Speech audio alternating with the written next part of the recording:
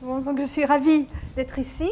J'ai préparé une présentation qui est assez générale. Donc pour ceux d'entre vous qui ont un background pour être bilingue en sciences de la Terre, le début va peut-être être un petit peu lent. Mais donc je voulais donc vous rappeler que la Terre occupe une place tout à fait exceptionnelle dans notre système solaire. C'est l'une des planètes rocheuses, mais en particulier, nous sommes la seule planète qui ait une atmosphère et de l'eau. En fait, nous sommes exactement à la surface de la Terre et se trouve à la température et à la pression du point triple de l'eau, ce qui fait qu'on a de l'eau sous sa forme gazeuse, liquide et solide. Ce qui est tout à fait exceptionnel. Nous avons bien sûr la tectonique des plaques aussi. La Terre est la seule planète qui est actuellement animée de tectonique des plaques. Donc la dérive des continents qui avait été proposée au début du XXe siècle par Wegener et qui a mis beaucoup de temps à être acceptée. Je vais en parler un peu. Et puis, nous avons aussi un champ magnétique qui est très important puisqu'il nous protège des rayons cosmiques, donc très important pour la vie. La présence d'eau sur la Terre, sous ces trois formes, ainsi que la présence du champ magnétique sont essentielles à la présence de la vie, sous la forme sous laquelle nous la connaissons. Et le champ magnétique est produit à l'intérieur de la Terre, dans son noyau liquide. Donc je vous rappelle les éléments essentiels de la structure interne de la Terre, qui est formée donc en pelure d'oignon dans une première approximation, avec son manteau rocheux formé de silicates solides et un noyau de fer dont la partie externe est liquide et la graine solide. Et c'est à l'intérieur du noyau externe liquide que les mouvements de convection dans le fer entretiennent le champ magnétique terrestre. Alors, Alors bien sûr, nous avons aussi une planète dynamique et des tremblements de terre, des éruptions volcaniques, des catastrophes naturelles. Tout cela est engendré par la dynamique interne de la Terre. Autrefois, c'est ainsi qu'on s'imaginait l'intérieur de la Terre, donc formé de cavités. C'est une gravure célèbre de Athanasius Kirchner du XVIIe siècle, où il imaginait qu'il y avait des cavités remplies de gaz brûlants, des feux ardents à l'intérieur de la Terre et aussi des fluides qui se déplaçaient et qui causaient donc les éruptions volcaniques et les tremblements de terre. Nous savons aujourd'hui que la Terre nous avons accepté depuis les années 60 la tectonique des plaques, et donc la Terre est couverte d'une vingtaine de plaques qui se déplacent les unes par rapport aux autres. Nous avons, dans certains endroits, les rides médio-océaniques, une nouvelle croûte qui se forme avec deux plaques qui s'écartent l'une par rapport à l'autre. Nous avons à l'autre bout de cette plaque, la plaque replonge dans le manteau de façon à ce que la surface de la Terre reste à peu près constante, que le volume de la Terre reste à peu près constant. Et donc, dans les zones de subduction, les plaques replongent à l'intérieur de la Terre. Et puis, nous avons le cas, comme en Californie, le long de la faille de San Andreas, où une plaque coulisse le long d'une autre plaque. La tectonique des plaques nous dit, et donc c'est vérifié disons, à une très bonne première approximation, que la déformation des plaques est limitée à leur bordure et elle est manifestée par la sismicité. Donc ceci, c'est une carte de sismicité mondiale sur une dizaine d'années, montrant la distribution des séismes qui, comme vous voyez, sont pratiquement tous, en fait, illuminent les bordures de plaques avec des séismes plus profonds, pouvant aller jusqu'à 700 km de profondeur, dans les zones de subduction, c'est-à-dire dans les zones où la plaque plonge à l'intérieur de la Terre. Et c'est bien sûr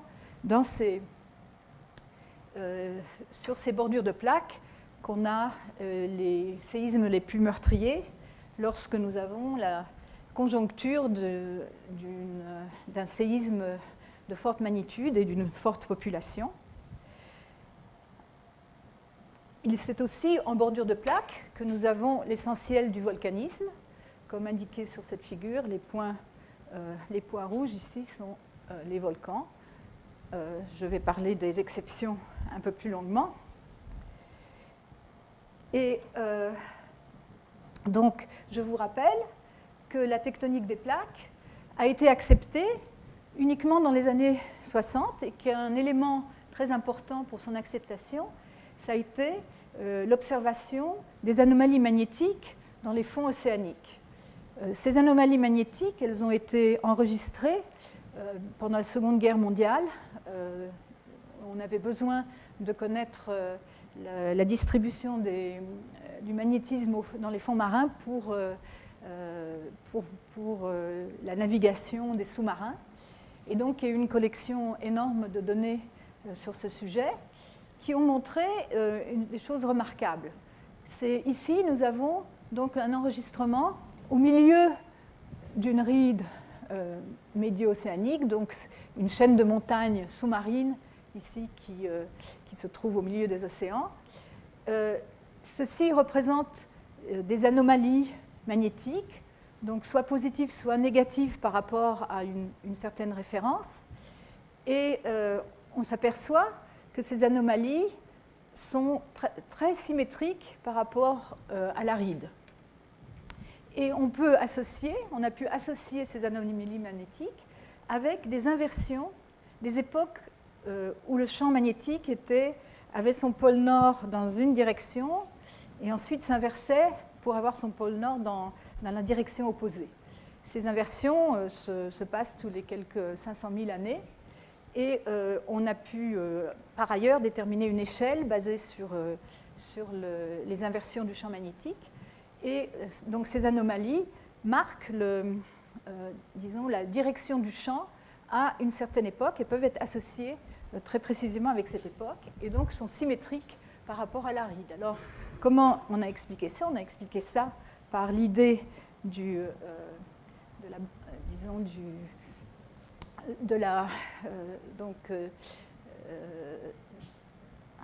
la tectonique des plaques où on a de la nouvelle croûte qui se forme au milieu de la ride et qui a pour conséquence l'écartement des plaques. Et donc, à chaque fois que lorsque le magma arrive à la surface, il se solidifie, il passe au-dessous du point Curie, donc il acquiert la magnétisation du champ magnétique de l'époque à laquelle il s'est formé.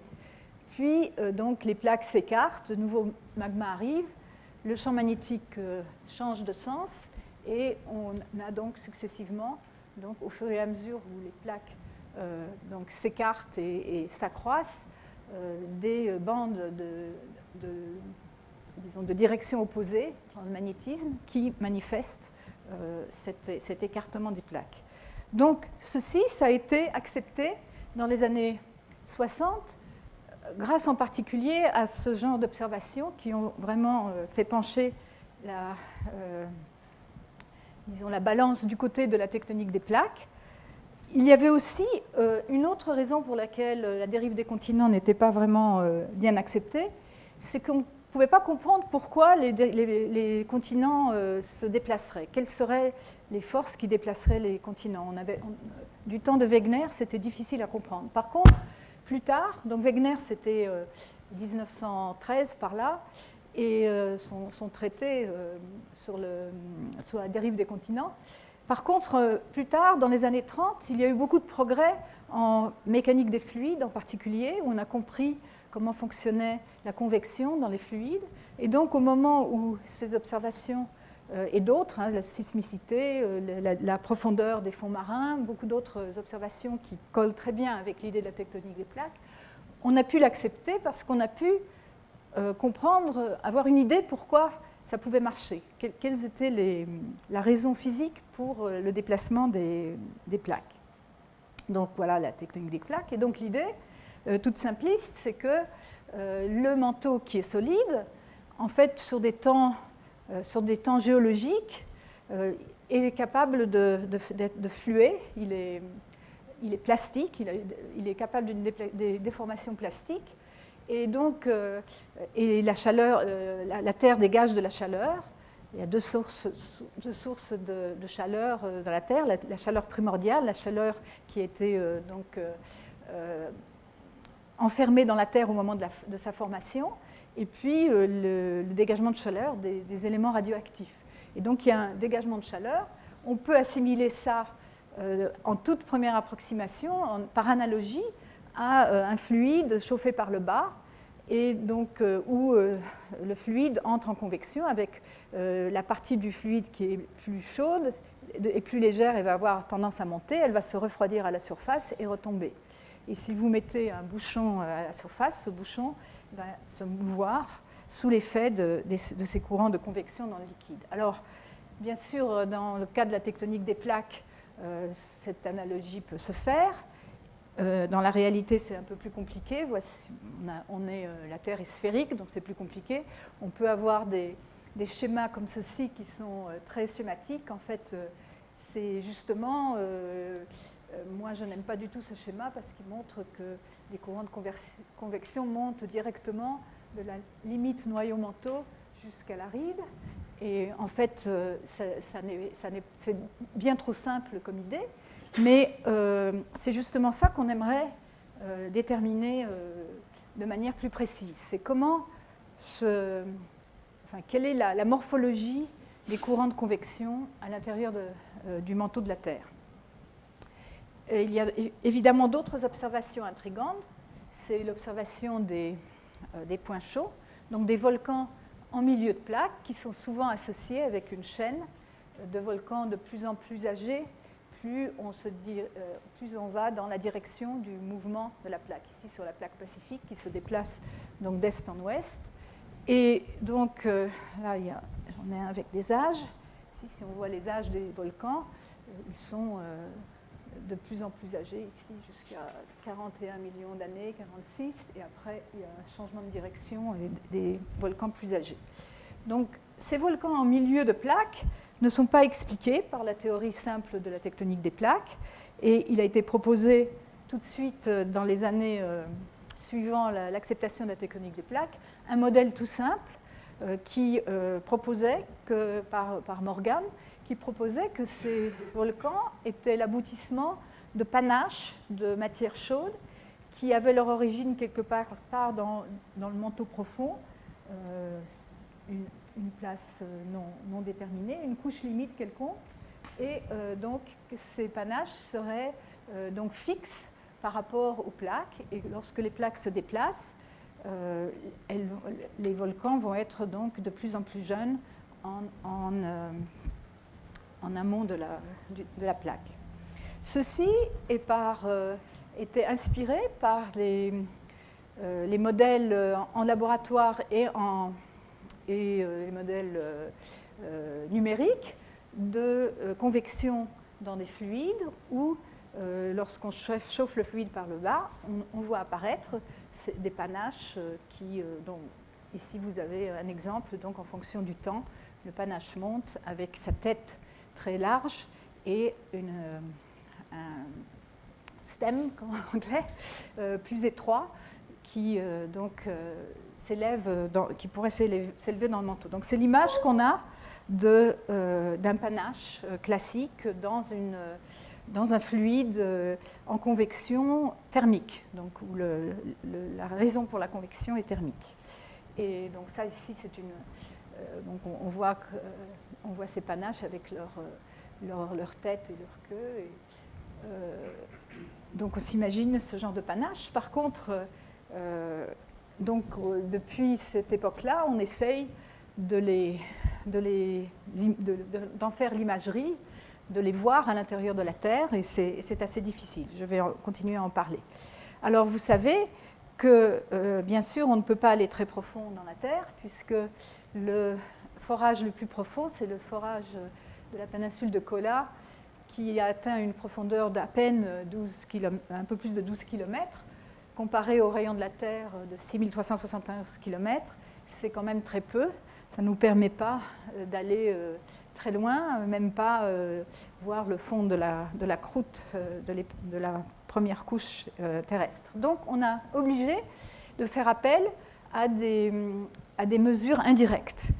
Et bien sûr, ces observations indirectes, il y en a de plusieurs sortes, et on doit combiner les informations que nous apportent un grand nombre de disciplines, dont la physique des matériaux, donc à haute pression et à haute température, qui permet de connaître le comportement des minéraux aux profondeurs du manteau profond. Bien sûr, la rhéologie des matériaux qui permet d'en étudier la déformation, les modélisations de géodynamique, donc la convection dans des modèles de terre ou en laboratoire, et aussi le géomagnétisme qui nous renseigne sur les processus à l'intérieur du noyau de la Terre, la géochimie, cosmochimie qui nous donne la possibilité de dater en particulier les événements et d'avoir une idée de la différence de provenance. Et puis la sismologie qui joue un rôle particulier puisqu'elle nous donne accès à l'imagerie de manière... je suis un peu tendancieuse puisque je suis sismologue, mais de la manière peut-être la plus précise. Donc toutes ces disciplines contribuent à notre connaissance de l'intérieur de la Terre, donc elles sont ancrées sur des observations qui sont faites à la surface de la Terre dans certaines de ces disciplines, et aussi par télédétection au moyen des satellites. Alors je vais me concentrer maintenant sur la sismologie et vous parler de sismologie globale, qui est donc mon domaine. Alors la sismologie globale, c'est une science qui n'est pas si vieille que ça. Elle date de la fin du XIXe siècle, où la première observation... Ceci, c'est un enregistrement sur un inclinomètre observé à Potsdam en 1889 par von Reuber-Paschwitz. C'est un enregistrement célèbre parce que von Reuber-Paschwitz avait remarqué, en lisant les journaux, ils étaient en train d'étudier les marées, et il a vu cet enregistrement dans cette station et dans une autre station, dans une autre ville allemande. Et quelques jours après, il a lu dans les journaux qu'il y avait eu un fort séisme au Japon. Et il a fait le rapprochement et donc réalisé que c'était ce séisme au Japon qu'il avait observé en Allemagne. Alors c'est pas trivial puisque donc à l'époque les connaissances n'étaient pas celles qu'on a aujourd'hui, et encore aujourd'hui on n'a pas forcément, on n'imagine pas forcément facilement, si on n'est pas dans le domaine, qu'on peut observer un séisme, on peut enregistrer les vibrations d'un séisme à l'autre bout du monde. Donc ça a été la première observation. D'ailleurs, voilà, c'était un article dans Nature, et donc il raconte « I was struck by its coincidence in time with a very singular perturbation registered by two delicate horizontal pendulums at the observatories of Potsdam and Wilhelmshaven ». Donc le séisme, voilà. Et donc c'est comme ça qu'est née la sismologie globale. De nos jours, on connaît beaucoup mieux. Hein, on enregistre ces vibrations qui sont bien sûr de très faible amplitude. On enregistre des vibrations de l'ordre du micron. Donc dans toute la Terre, dès qu'il y a un séisme de magnitude suffisante, les ondes se propagent à l'intérieur de la Terre, la traversent dans tous les sens et interagissent avec toutes les interfaces à l'intérieur de la Terre. Donc il y a deux types d'ondes. Il y a les ondes ce qu'on appelle les ondes de volume qui se propagent suivant des raies, en première approximation, suivant des raies à l'intérieur de la Terre. Et puis il y a les ondes de surface qui font le tour de la Terre par la surface. Et ça, c'est un enregistrement typique d'un séisme. C'est le séisme de Californie de 1989, le dernier grand séisme de la région de San Francisco, enregistré en Finlande. Et donc on a la succession de ces ondes qui, au cours de nombreuses décennies d'études, on sait bien reconnaître. On a des modèles de terre moyens qui nous permettent de bien identifier ces ondes, donc les ondes de volume, ensuite les ondes de surface. Et donc il y a une richesse phénoménale dans ces enregistrements, non seulement bien sûr, il y a des informations sur le séisme lui-même, sur ce qui s'est passé à la source du tremblement de terre, mais aussi sur la structure traversée. Alors là, je voulais faire une animation pour montrer, mais elle ne marche pas, pour montrer comment les ondes se propagent à l'intérieur de la Terre à partir d'un tremblement de terre. Donc les ondes de volume qui vont se réfléchir sur la limite noyau-manteau et sur les différentes discontinuités de structure qu'on a depuis le milieu du XXe siècle su bien décrire à l'intérieur de la Terre. Je voulais passer quelques instants sur les enregistrements longue période. Donc on avait vu un enregistrement qui était là on avait à peu près 1 heure d'enregistrement. Maintenant, ceci c'est un fort séisme observé aussi à grande distance, environ 11 000 km. Et on voit sur des heures, là, sur 15 heures, on voit des arrivées successives d'énergie. Ce sont les ondes de surface qui ont fait le tour de la Terre, d'abord directement de la source sur la station, puis elles ont fait le tour par l'autre côté, c'est ce train-là. Ensuite, celui-là, il a fait un tour de Terre de plus que le train R1, et R4 a fait un tour de Terre de plus que R2. Et donc, on voit ces arrivées successives pendant longtemps. Plus le séisme est fort et plus on peut les repérer longtemps dans l'enregistrement. Et donc, à partir de ces données-là, en fait, ces ondes de surface se recombinent pour donner des ondes stationnaires qui sont les modes propres de la Terre. Et donc, on peut, par les techniques spectrales, observer les vibrations propres de la Terre. Donc là, ici, c'est une animation qui montre quelques exemples de façon dont la Terre peut vibrer de manière stationnaire. 0S2, c'est le mode le plus grave, il a 54 minutes de période. Ça, c'est le mode le breathing mode, où la Terre se rétrécit, et c'est bien sûr très exagéré. Et ce qu'on mesure, ce sont les fréquences de ces modes. On passe dans le domaine des fréquences et on voit ces pics, et chaque pic correspond à un mode de vibration de la Terre.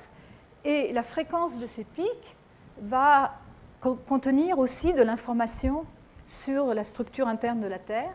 C'est par analogie avec une cloche qu'on fait vibrer. Le son de la cloche dépend de la forme de la cloche, de la matière dans laquelle la cloche est faite, et de sa taille. Alors, donc, avec ce genre de données, on peut contraster les connaissances qu'on avait à l'intérieur de la Terre en 1910, au moment où on a découvert par la sismologie, où on a confirmé la présence d'un noyau liquide. Donc on avait un manteau et un noyau liquide. On savait déjà avant la sismologie qu'il y avait sans doute une concentration de masse à l'intérieur de la Terre, par l'étude, et peut-être fluide, par l'étude des marées. Mais c'est la sismologie qui l'a confirmé. Et puis, donc, de nos jours, en combinant les données de sismologie et d'études des matériaux à haute pression, on a cette vision classique maintenant de la Terre avec ses couches en pelure d'oignon et son manteau et son noyau de fer. Donc, à partir des années 60, en fait, on a une connaissance vraiment bien précise de la structure moyenne de la Terre. La structure moyenne qui est à peu près en symétrie sphérique, avec donc la sismologie va nous donner, on va mesurer les temps de propagation ou les fréquences propres de la Terre, ça va nous donner des indications sur la structure élastique de la Terre, donc les paramètres élastiques en fonction de la profondeur. Il y a deux vitesses, la vitesse des ondes S de cisaillement, les vitesses de compression, et la densité, donc en fonction de la profondeur. Et on peut associer ça avec les résultats de mesures de laboratoire sur les hautes pressions et hautes températures pour identifier quels sont les minéraux qui sont probablement donc à l'intérieur de la Terre. Et donc on a cette idée, une vue statique de la Terre avec sa structure, avec les silicates dans le manteau, et des changements de phase, des changements de structure cristalline en fonction de la pression aussi qui se produisent dans la zone de transition du manteau supérieur.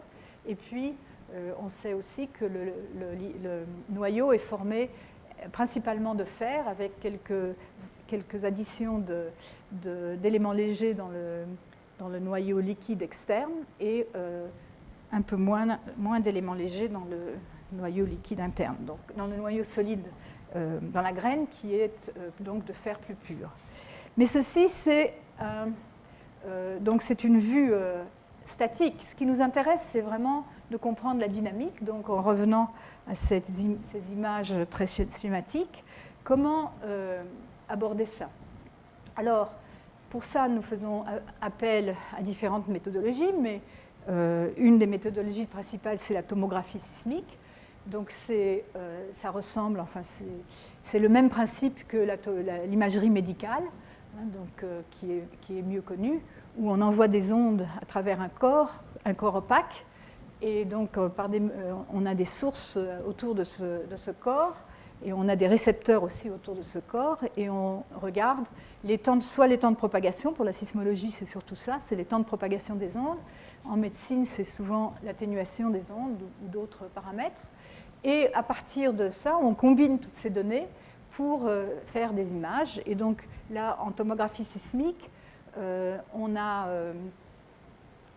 une convention. Ce qu'on mesure, c'est des vitesses de propagation des ondes. Et donc, on peut distinguer les régions qui sont plus lentes qu'un modèle moyen de référence, ou plus rapides. Et on a une convention de couleurs. Le lent est rouge et le rapide est bleu. Tout simplement parce qu'en première approximation, les régions où la vitesse est plus lente que la moyenne correspondent à des températures plus froides, et celles qui sont plus rapides que la moyenne correspondent à des températures plus chaudes. C'est une première approximation parce qu'il n'y a pas que la température qui intervient, il y a aussi la composition chimique, mais disons, on peut déjà se cadrer comme ça pour avoir une première idée. Alors, en médecine, on dispose de la possibilité de mettre des capteurs et des sources sur le corps tout entier. Par contre, en sismologie, nos sources, ce sont les tremblements de terre naturels, et donc leur distribution n'est pas uniforme, donc c'est un premier problème, un premier challenge. La distribution est donc celle essentiellement de la distribution des limites de plaques. Et on a aussi un problème du point de vue de la distribution des stations, puisque l'essentiel des stations sont installées sur des continents et que 2/3 de la surface de la Terre est couverte par les océans. Et donc en particulier, il y a beaucoup moins de stations dans l'hémisphère sud. Ça, c'est une carte qui montre la distribution d'un réseau très particulier. C'est un réseau, une fédération internationale de stations sismologiques qui collecte les données tout ensemble et qu'on peut donc analyser de manière uniforme dans le monde entier. Mais il y a beaucoup plus de stations dans ces régions. Par contre, toutes celles qui sont dans les océans, ce sont des stations qui sont dans des îles. Elles sont en général de mauvaise qualité, elles sont bruitées parce qu'il y a beaucoup de vent, donc beaucoup de perturbations, disons, locales qui font vibrer les instruments. Et l'installation de stations en fond de mer représente encore un challenge considérable, plus tellement du point de vue technologique, mais surtout du point de vue financier, puisque le prix d'installation d'une station qui serait de durée, qui durerait plusieurs années pour pouvoir récolter suffisamment de séismes, tourne autour du million de dollars. Donc, voilà. Alors, les instruments très sensibles qu'on utilise de l'heure actuelle, ce sont des sismomètres large bande, très, très, très précis, où on connaît la réponse de l'instrument de manière très précise. On les isole donc d'ailleurs, il faut dire que ces instruments ont été conçus en Suisse et fabriqués en Suisse par Wieland et Streckeisen à Zurich, à l'ETH de Zurich. Et donc très longtemps, ils ont été aussi construits à Zurich. Maintenant, ça a un peu évolué différemment. Donc on les isole, différentes couches, pour les isoler des effets des variations de température et des variations de pression, parce que c'est des instruments très sensibles. On aime les mettre en fond de tunnel quand on peut. Et voilà, ça c'est des exemples du réseau de Berkeley dont je me suis occupée pendant pas mal d'années. Alors, passons donc aux résultats. Donc, ce que je vais faire, c'est que je vais montrer des coupes. Donc, vous êtes sans doute habitués aux coupes qu'on voit, par exemple, du cerveau humain. On fait une coupe dans une certaine direction et on regarde ce qu'on voit. Donc, dans la Terre, on va faire des coupes de deux types. On va faire des coupes horizontales, c'est-à-dire qu'on va se mettre à une certaine profondeur et on va regarder ce qu'on voit dans l'ensemble de la Terre. Et puis, on va aussi faire des coupes verticales, comme celles qu'on avait vues ici dans cette... Alors, 30 ans de tomographie. La tomographie sismique commence dans les années 80, très sérieusement, enfin, au début des années 80, au moment où on commence à avoir des collections de données très importantes et aussi l'enregistrement digital. Parce qu'avant les années 80, l'enregistrement digital, ça commence dans le milieu des années 70, en sismologie du moins. Avant, c'était l'enregistrement sur papier ou sur film. Les données étaient plus difficiles à obtenir, il fallait les numériser à la main. Donc c'était, en fait, ça demandait un travail considérable avant de pouvoir vraiment mesurer quoi que ce soit sur les données. Donc la tomographie est née dans ces années-là. Et donc maintenant, on a des images qui commencent donc à se préciser. Et tous les efforts vont dans essayer d'avoir des images de plus en plus précises. Alors, je vais vous montrer une série de cartes qui sont un peu les cartes canoniques donc de tomographie globale donc, qui maintenant est relativement classique. Ici, c'est à 100 km de profondeur. Alors, qu'est-ce qu'on voit à 100 km de profondeur? On voit la tectonique des plaques. On voit le système de rides avec la ride est-pacifique ici, ride indienne, ride médio-atlantique, et donc ils sont manifestés par des vitesses plus lentes, ce à quoi on s'attend puisque c'est des régions chaudes. On voit les régions d'arrière-arc, donc en arrière des zones de subduction, qui sont aussi manifestées par des régions plus lentes, plus chaudes. On voit le refroidissement progressif de la plaque pacifique en fonction de son âge. On va de plus en plus du rouge vers le bleu, aux âges les plus anciens, ici. Et on voit aussi les parties les plus anciennes des continents, les parties stables, les cratons, qui apparaissent comme beaucoup plus rapides que la moyenne, qui sont les régions froides, anciennes des continents.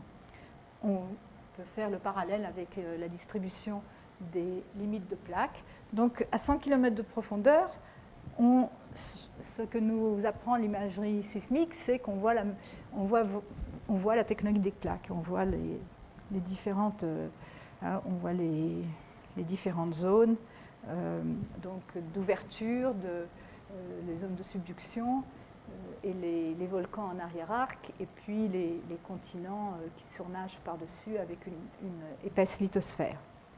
Quand on s'enfonce un peu plus, donc ici on est à 600 km de profondeur, donc on est à la base du manteau supérieur, l'image a déjà changé.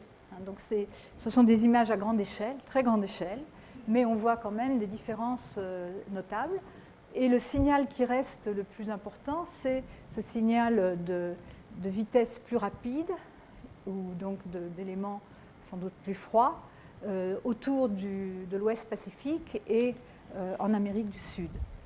Et des modèles tomographiques un peu plus, là je le remets ici, plus locaux, plus régionaux. Ici, je représente en coupe, des coupes à travers ces régions bleues, ces régions plus rapides que la moyenne, donc faites avec c'est des zooms, avec une tomographie faite au niveau plus régional. On distingue ici en coupe la plaque qui plonge dans le manteau supérieur, donc, qui est manifestée donc qui est froide et qui est manifestée par. Et ça, on peut le faire partout, enfin sur toutes les zones de subduction. On remarque des comportements différents dans différentes régions. Ici, par exemple, au Japon, la plaque plonge. Ça, c'est 400 km de profondeur. Ça, c'est 660. C'est la limite entre le manteau supérieur et le manteau inférieur. Et on a l'impression que cette plaque repose sur cette limite entre le manteau supérieur et le manteau inférieur, qu'elle ne pénètre pas ou avec difficulté dans le manteau inférieur, qui est une des discussions qui a animé la communauté pendant très longtemps, savoir est-ce que la convection mantélique est séparée en deux couches, une couche du manteau supérieur et une couche du manteau inférieur. Mais dans d'autres endroits, on a plutôt l'impression que la plaque se continue assez profondément dans le manteau inférieur. Je crois que ça, c'est 1500 km de profondeur, 1700 en fait.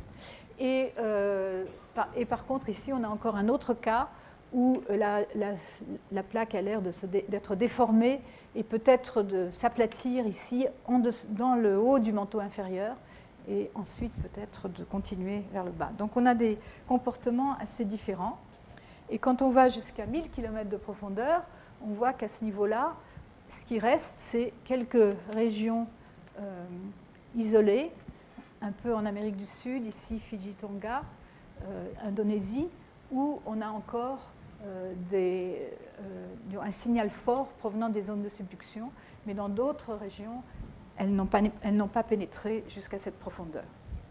Alors les modèles deviennent de plus en plus précis. Ça, c'est un modèle, je vois qu'il manque la source, c'est un modèle d'un groupe japonais, de Fukao et Obayashi, qui vient d'être publié, qui montre le détail auquel on arrive à voir les zones de subduction. Ici, ce sont des coupes au Japon, à Honshu, et un peu plus au sud, sur le Bonin du Nord. Et en blanc, c'est la sismicité.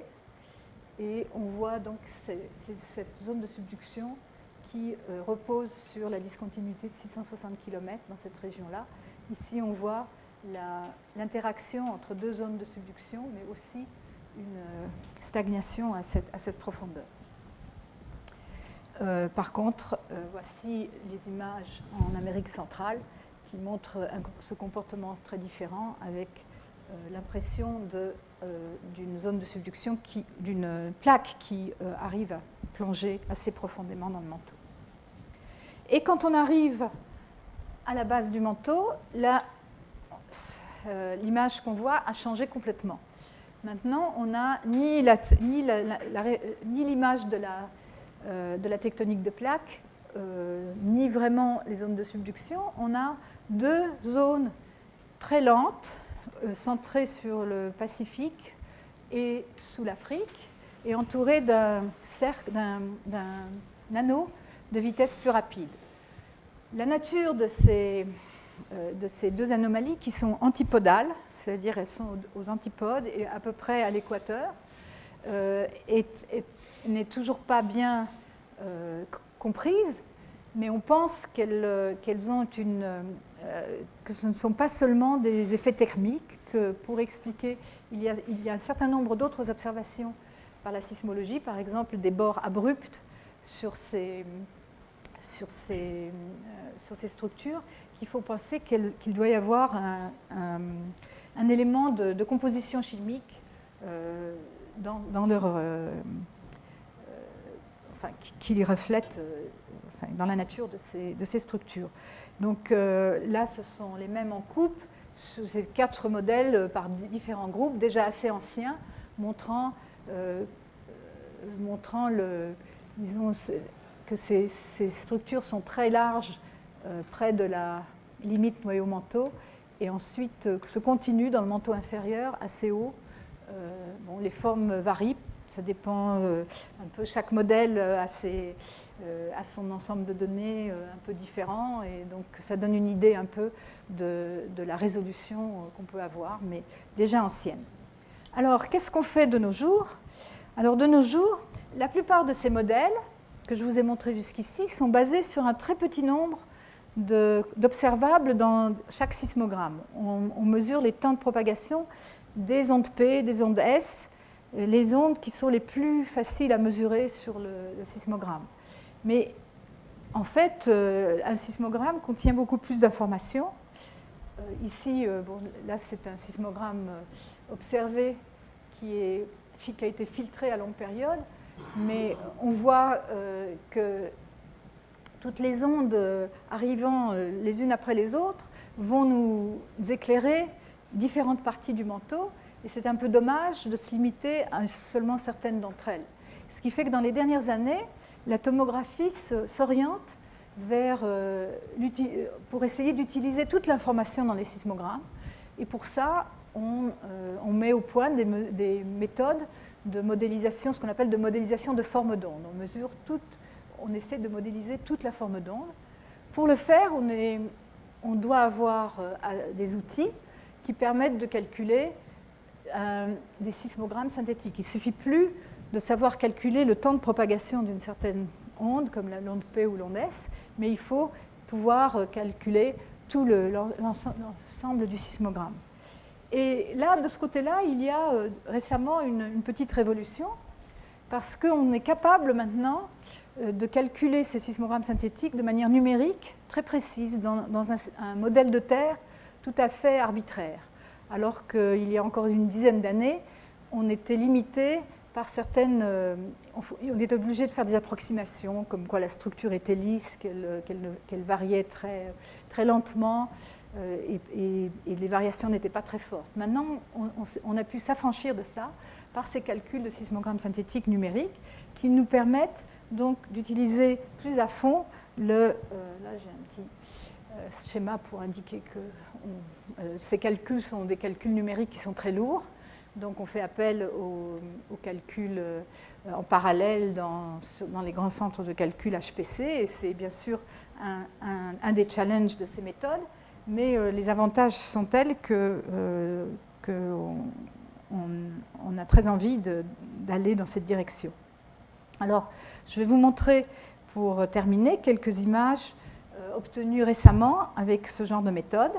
Je vais vous d'abord parler du manteau supérieur, donc ce qu'on voit dans les premiers 300-400 km de profondeur. Donc là, c'est un modèle récent, à 100 km de profondeur. Vous voyez qu'on reconnaît les mêmes structures que je vous avais déjà montrées, un peu plus précises. Les points ici, ce sont les points chauds, les volcans de points chauds principaux autour du globe. Donc rien de spécial dans cette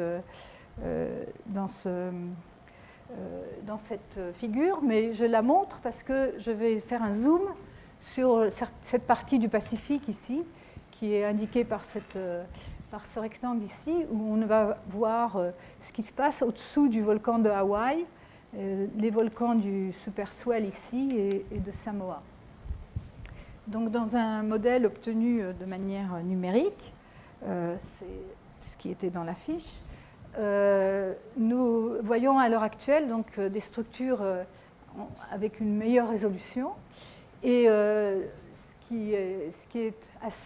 on reconnaît des structures qu'on voyait déjà avant. Par exemple, ici, c'est une vue depuis le sud, où on est, donc ici, la ride Est-Pacifique est quelque part par là. On voit la zone à faible vitesse, qui est une zone bien connue sous la lithosphère océanique, qui devient de plus en plus, qu'on perd de plus en plus, plus on va à des âges importants de la plaque. Mais ce qui est le plus frappant dans cette image, donc c'est une image, je l'aurais dû le dire, où on a représenté uniquement les zones qui sont de vitesse plus faible que la moyenne, donc sans doute plus chaudes. On a représenté uniquement les surfaces entre moins 1 et moins 3% d'anomalies de vitesse. Et on voit que dans les premiers 300 km de profondeur, les structures sont plutôt d'alignement horizontal. On a la zone à faible vitesse, mais on a aussi cette zone assez intrigante de structures allongées dans la direction horizontale, un peu plus profondément que la zone à faible vitesse traditionnelle.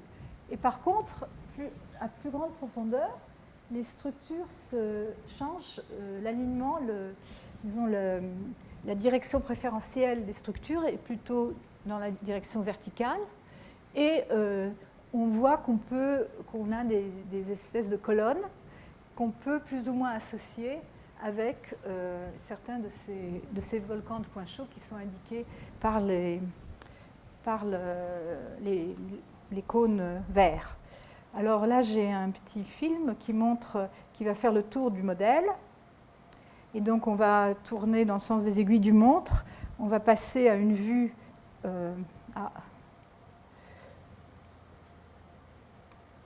vers l'est. Tiens, il ne veut pas marcher. Ah, si, voilà. Vous allez voir ici passer des... Je vais le refaire. Vous pouvez suivre dans un premier temps ces colonnes comme celle qui est sous Hawaï, qui n'est pas tout à fait verticale, mais qui se prolonge jusqu'à assez grande profondeur dans la Terre. Mais je vais l'arrêter au moment où on passe...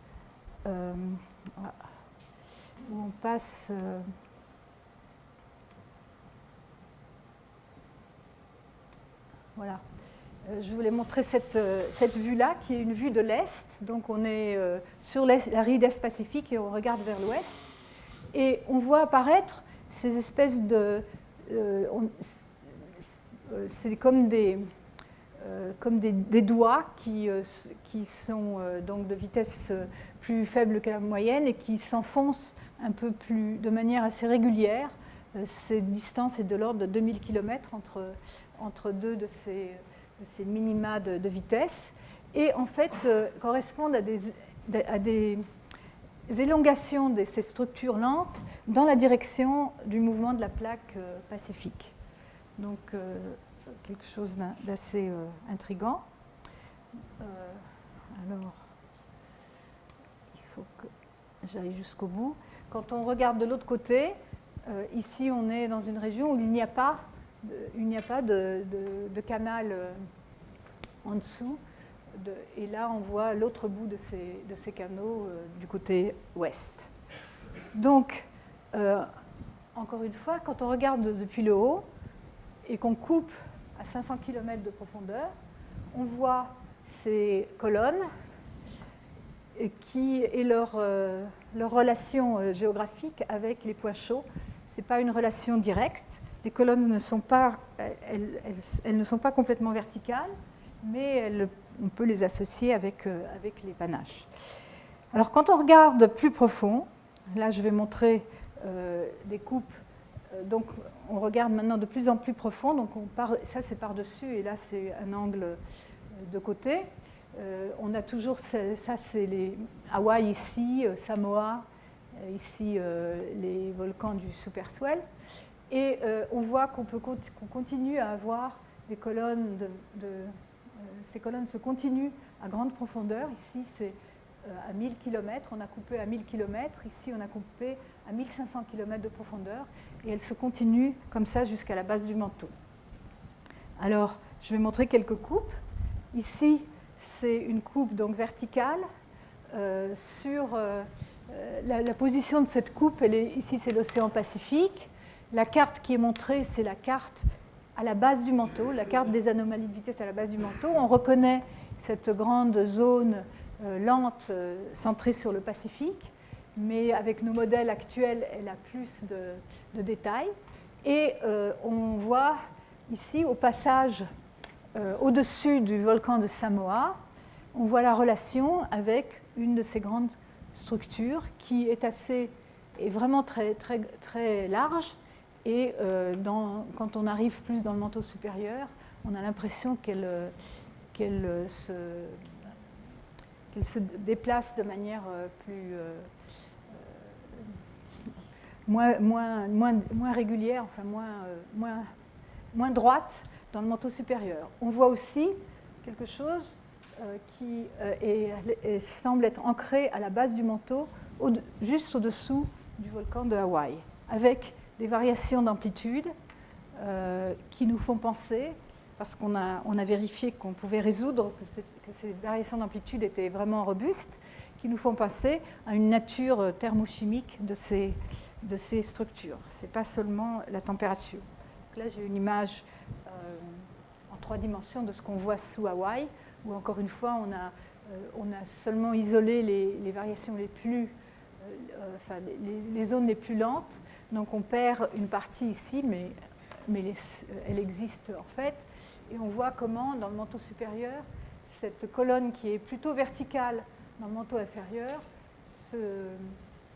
se déforme ici et va interagir avec l'une de ces colonnes, l'une de ces doigts horizontaux dans le manteau supérieur. Donc, nous pensons que, en fait, ce qu'on voit, ce sont des panaches, mais ce ne sont pas des panaches classiques. Les panaches classiques devraient avoir 100 à 200 km d'épaisseur dans le manteau inférieur.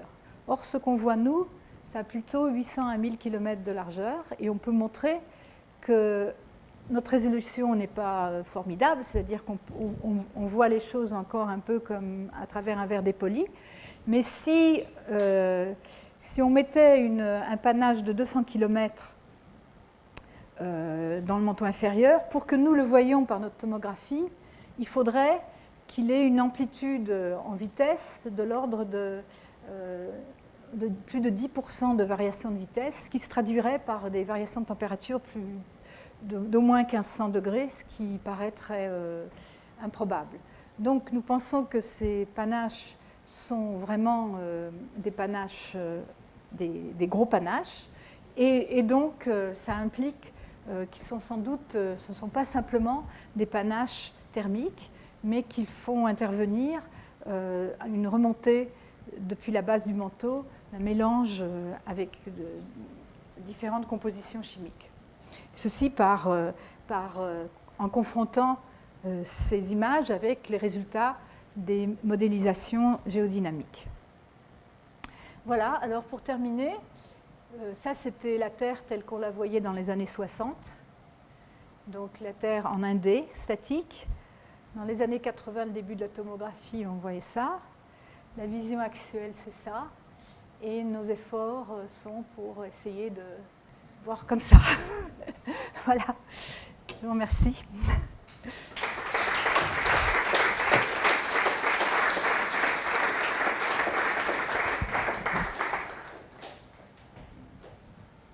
Merci Barbara Kumanovic pour cette leçon d'anatomie terrestre. Et il y a peut-être des questions ou des commentaires dans l'audience. Profitez-en. Je mets mon micro pour vous.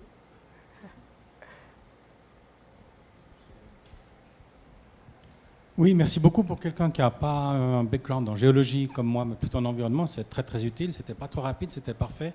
Merci. Vous pouvez juste me dire qu'est-ce que c'était les unités qu'on voyait quand vous montrez tous ces magnifiques tomogrammes.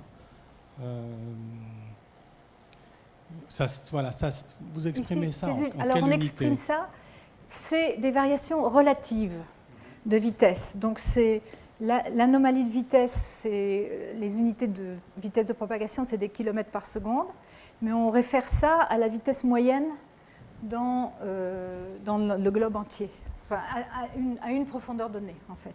Donc on prend une certaine profondeur, on a la vitesse moyenne sur tout le globe, et on divise l'anomalie, c'est-à-dire la différence entre ce qu'on observe et cette vitesse de référence, par la vitesse de référence. Ça donne des variations relatives de vitesse. Mais on pourrait montrer des variations, la vitesse absolue, c'est difficile à montrer parce qu'en absolu, la vitesse augmente beaucoup en profondeur, très vite en profondeur, et donc c'est très difficile à représenter d'un point de vue graphique. De voir à la fois, donc c'est pour ça qu'on est obligé d'enlever la moyenne qu'on connaît bien, si vous voulez, pour représenter les variations. Mais ce n'est pas complètement satisfaisant, parce qu'effectivement, pour vraiment comprendre des choses, il faut pouvoir confronter avec les vraies valeurs de la vitesse. Alors juste une petite question, donc ce que vous aimeriez maintenant, c'est améliorer la résolution. Oui, tout à fait. Oui. Qu'est-ce que vous voyez comme possibilité technique pour améliorer cette résolution voulez, prochainement? Si vous voulez, ce que je vous ai montré, donc l'amélioration technique qui est toute récente là pour ces images, c'est même ça, c'est pas publié encore, je le dis. Mais bon, c'est justement de passer à depuis un ensemble de données qui était limité à certaines ondes, certaines phases, on appelle ça des phases sismiques, les ondes P. On mesure le temps de propagation des ondes P, mais la distribution qu'on peut avoir, l'illumination de la Terre qu'on peut avoir avec les ondes P seulement est très limitée, parce elles ont des trajets particuliers entre une source et une station. On n'a pas une distribution uniforme, et par exemple sous les océans, elle n'échantillonne pas la Terre sous les océans. Par contre, quand on peut utiliser les sismogrammes entiers, dedans, il y a vraiment les ondes qui se réfléchissent, qui se réfractent, qui se convertissent, etc., dans tout l'ensemble du milieu. Donc on peut compenser le fait qu'on n'a pas le contrôle de la distribution des sources et des stations par cette richesse d'illumination. Voilà. Donc on passe donc à cette tomographie de forme d'onde qu'on appelle. Et là, ce que je vous ai montré, ce n'est que le début, parce qu'en fait, ce que je ne vous ai pas dit, c'est qu'on commence à longue période. Dans un sismogramme, un séisme engendre des ondes à différentes périodes de vibration. Et plus la période est courte, et plus on a accès aux détails. Mais on commence à longue période parce que ça va plus vite, c'est-à-dire les calculs numériques sont très lourds et le nombre de calculs augmente avec le cube de la fréquence, si vous voulez. Donc on a choisi de simplifier les choses pour ne pas... Enfin, une attitude, ce serait, bon, on va essayer d'avoir l'ordinateur le plus performant possible et on va tout essayer d'inverser à la fois et d'un seul coup. Mais moi, ma philosophie, c'est progressons à petits pas, et donc commençons par les longues périodes et allons progressivement, améliorons nos méthodes et disons les méthodes de calcul de plus en plus efficaces, etc., pour atteindre. Donc on a encore du chemin à faire, voilà, je pense. Je vois plusieurs... Oui.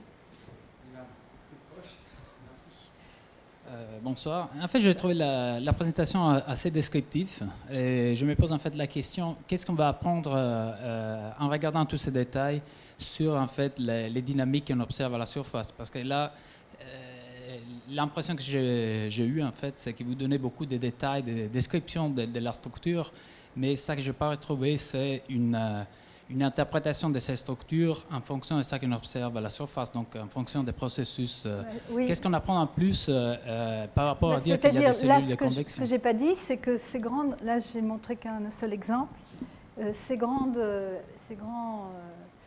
panaches, si j'ose dire, qu'on voit dans le manteau inférieur, on les voit en fait uniquement en dessous des volcans de points chauds les plus actifs, si vous voulez. Bon, les différents géologues ont des classifications différentes des points chauds, mais disons qu'on a plus ou moins une idée d'une liste d'une quinzaine de points chauds qui ont à la fois des anomalies chimiques dans la composition isotopique des laves, en particulier des forts rapports d'hélium 3 et hélium 4, qu'on pense, que les géochimistes pensent sont reliés à un réservoir profond, qui proviennent d'un réservoir profond qui n'a pas été mélangé depuis la formation de la Terre, qui n'a pas été complètement mélangé, et qui sont aussi plus... ces points chauds ont des... sont plus vigoureux au sens du flux, de l'écoulement des laves, et quelques critères comme ça, donc en particulier Samoa et Hawaï font partie de ces volcans-là. Il y en a un certain nombre. Tous les points verts qui sont marqués ici à la surface sont des points chauds catalogués, mais seulement un certain nombre d'entre eux sont catalogués comme points chauds les plus importants, si vous voulez, sur la base de certains critères géologiques ou géochimiques. Et ce qui est étonnant, c'est que nous, on voit ces grosses structures uniquement sous ces points chauds-là. Alors, ça ne veut pas dire qu'il n'y a pas de panache sous les autres points chauds, mais on peut montrer déjà avec ces modèles que les autres points chauds, donc en particulier ceux qui ne sont pas sur ces zones, au-dessus de ces zones rouges là, à la base du manteau, comme par exemple le point chaud de Bowie et de et même Yellowstone, donc en Amérique du Nord, tous ces points chauds-là et ceux-là n'apparaissent pas de manière aussi nette dans nos images. Par contre, tous les points chauds ici, ça je l'avais montré, j'ai montré un peu dans cette coupe en 3 dimensions, Hawaï, Samoa, ce point chaud-là, et d'autres donc sous l'Afrique, se manifestent dans nos modèles tomographiques par ces grosses structures lentes. Donc en fait, ça c'est un sujet de controverse dans la communauté géophysique depuis très longtemps. Est-ce que les points chauds qu'on observe à la surface sont dus à des panaches ancrés à la base du manteau ou à des structures superficielles, à des structures qui seraient dues à des contraintes, à la nature des contraintes dans la lithosphère océanique. Et je pense qu'on montre déjà par ces images qu'en fait, au moins les points chauds les plus vigoureux, disons, ont une expression, ils sont ancrés à la base du manteau. Ce qui n'est pas neutre non plus, ce que je n'ai pas expliqué, parce que je ne voulais pas entrer trop dans les détails, c'est qu'on voit sous chacun de ces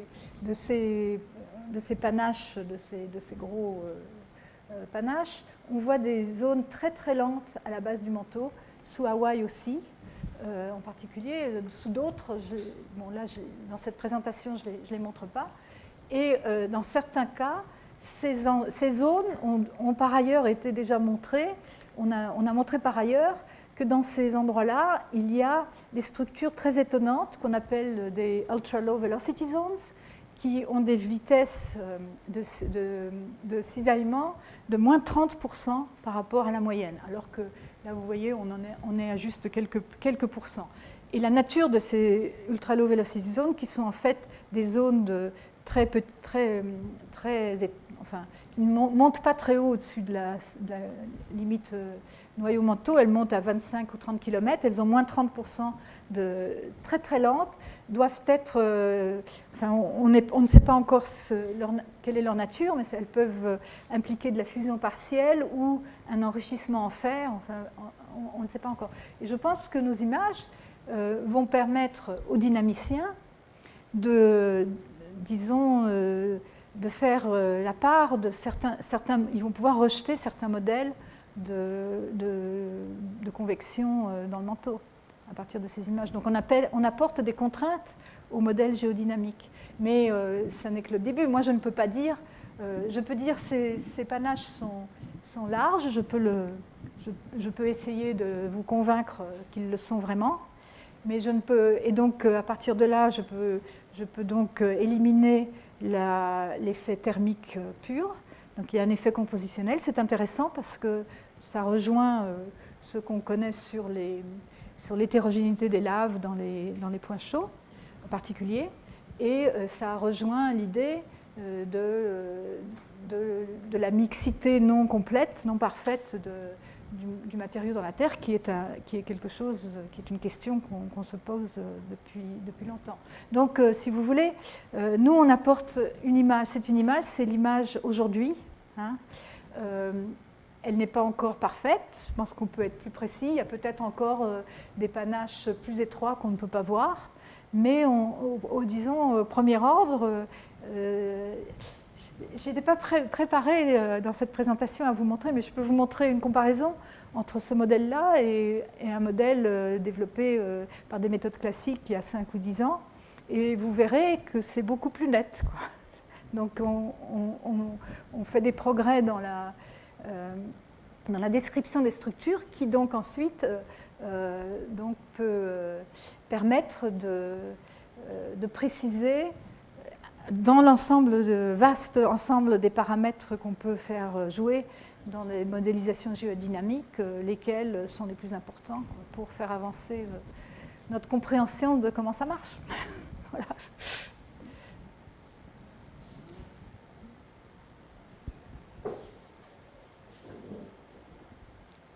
Merci beaucoup pour cet exposé. J'aimerais juste être un tout petit peu critique faut dire que je suis en connexion avec Don Anderson, qui est très critique par rapport à ces tomographies. Oui.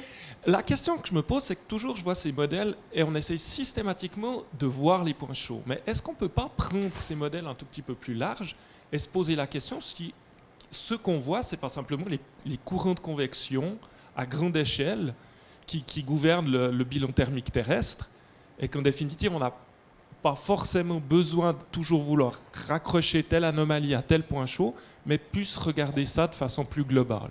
C'est-à-dire, là, encore une fois, je ne vous montre qu'un exemple, hein, mais moi, l'association avec les points chauds, elle se fait après. On regarde notre modèle et on voit où on trouve ces structures. Et ensuite, on confronte ça avec la distribution des points chauds, on s'aperçoit que ça tombe à une distance assez proche d'un point chaud.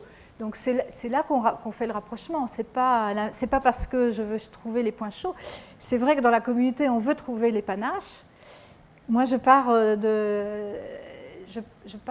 mon point de départ est à l'opposé. Mon point de départ est je fais une image tomographique et je regarde ce que j'ai dedans, si vous voulez. Donc je n'ai pas d'a priori. En fait, avant d'avoir fait ces figures, je n'avais pas une opinion très ferme sur le fait qu'il y ait des panaches ou pas dans le manteau inférieur. Et ce n'est pas les panaches classiques. Et d'ailleurs, Don Anderson a utilisé récemment, dans un article qu'il vient d'écrire, il a utilisé certaines de nos images pour justement appuyer son... Je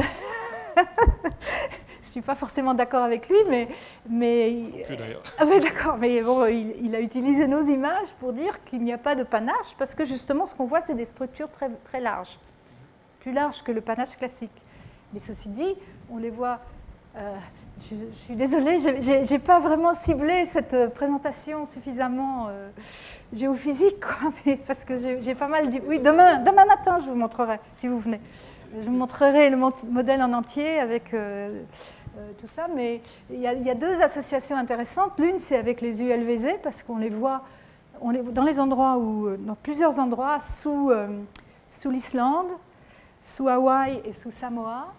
On a des informations indépendantes, on a l'évidence indépendante pour la présence de ces ULVZ sous ces endroits-là. Il y en a dans d'autres endroits aussi, mais sous ces endroits-là. Et on les retrouve. Ici, ce n'est pas des ULVZ, hein, c'est des structures beaucoup plus grandes. À l'intérieur, il y a sans doute une ULVZ, mais ça correspond bien. Je peux le montrer en plus de détails, ça, mais bon. Donc, oui, alors vous me demandiez si c'est la circulation. Moi, ce que je pense qui se passe de plus en plus, enfin, à l'inspection de ces modèles, c'est qu'il y a une très grande différence entre ce qui se passe dans le manteau supérieur et dans le manteau inférieur. Le manteau inférieur est beaucoup plus visqueux et, en fait, sans doute, c'est vraiment ce qu'on voit, c'est les courants montants dans le manteau inférieur, mais on les voit sous la forme de ces colonnes. Hein, c'est la circulation dans un modèle très visqueux, dans un manteau très visqueux. Et dans le manteau supérieur, la viscosité, le manteau supérieur d'ailleurs, ça je le montrerai demain, c'est pas vraiment le manteau supérieur parce qu'il y a quelque chose qui se passe à 1000 km de profondeur en fait. Il y a sans doute un gradient ou un saut de viscosité pour une viscosité plus faible. On s'attend à ce que les remontées soient plus étroites et aussi ne sont plus aussi verticales parce qu'elles se baladent dans une convection secondaire. Voilà. Donc, bon, on commence à voir, hein, ces travails... encore une question de quelqu'un qui n'y avait pas de main. Sinon, on peut effectivement... Ça vous intéresse que j'en dise plus? D'accord. Moi, j'en ai quand même une dernière. Vous parlez d'effets probablement de cause thermochimique. Oui. Et moi, j'ai de la peine à appréhender ce contraste entre du bleu ou du rouge peut donner en termes de température. Vous avez juste donné une petite explication en termes chimiques. Alors, bon, c'est un peu du hand waving, hein, parce que il faut convertir les vitesses en température. Alors, regardons d'abord seulement la température.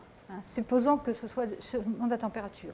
Comment convertit-on les vitesses en température? On confronte avec les mesures en laboratoire. Les mesures en laboratoire, elles sont faites aux conditions du manteau supérieur. Conditions du manteau inférieur, c'est des extrapolations. Bon. Si je dis que 2% d'anomalie de vitesse dans le manteau à 200 km de profondeur, ça correspond à peu près 200 degrés. Je pense que c'est à peu près ça que tout le monde dira, 200 degrés Celsius. Quand je vais dans le manteau inférieur, 2% d'anomalie, je dis, je vais dire, en gros, je vais doubler, ça va être 400 degrés, parce que je sais que les dérivés partiels de la vitesse par rapport à la température diminuent avec la profondeur à cause des effets de pression, etc. Mais on ne sait pas très précisément. Donc, en gros, je peux dire que si j'ai 2% d'anomalie de vitesse, ça va me donner 400 degrés. En fait, ici, j'ai 2%, c'est pas forcément... la structure elle-même, elle peut être soit large comme ça et être de 2%, donc en thermique peut-être 400 degrés, ou elle pourrait être plus étroite, mais beaucoup plus chaude, parce qu'on n'a pas la résolution. Bon, voilà. Alors après, il peut y avoir un effet chimique, mais ça c'est un raisonnement indirect, c'est qu'on confronte avec les calculs géodynamiques, les panaches thermiques sont étroits aux conditions de la Terre. Donc, et un panache étroit de 2%, donc de 400 degrés, ce qui est à peu près ce qui peut être raisonnable. On ne peut pas aller jusqu'à 1500 degrés, ça n'a pas, c'est difficile de penser qu'entre le manteau inférieur et le manteau supérieur, on aurait un tel gradient de température dans un panache. On s'aperçoit qu'on ne verrait pas les panaches s'ils avaient juste 400 degrés et qu'ils étaient étroits. Donc c'est pour ça qu'on pense qu'ils sont vraiment larges. Voilà. Donc, tout ça, c'est... Alors, s'il n'y a pas d'autres questions, je vous remercie encore. Je remercie encore Madame